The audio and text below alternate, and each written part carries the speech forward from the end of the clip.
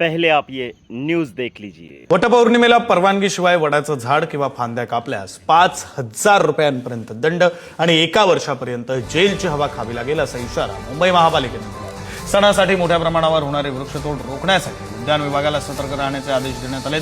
बाजारात विक्रीसाठी बेकायदेशीर फांद्या कापणाऱ्यांवर कडक कारवाई केली जाणार आहे आणि त्यामुळे महिलांनी घरात फांदी आणून पूजा करण्यापेक्षा प्रत्यक्ष वडाच्या झाडाजवळ जाऊन पूजा करावी असं आवाहन पालिकेने केलेलं आहे।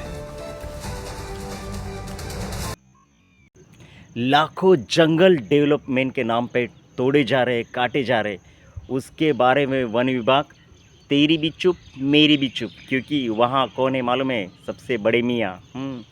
और दूसरी बात, आप आजकल की औरतें बिल्कुल बदल चुकी है। वो भगवान के पास अपनी पति को 7 जन्म के लिए यही पति मिले ये रिक्वेस्ट बिल्कुल नहीं कर रही, सीधा अपने पति को ही भगवान के पास पहुँचा दे रही है।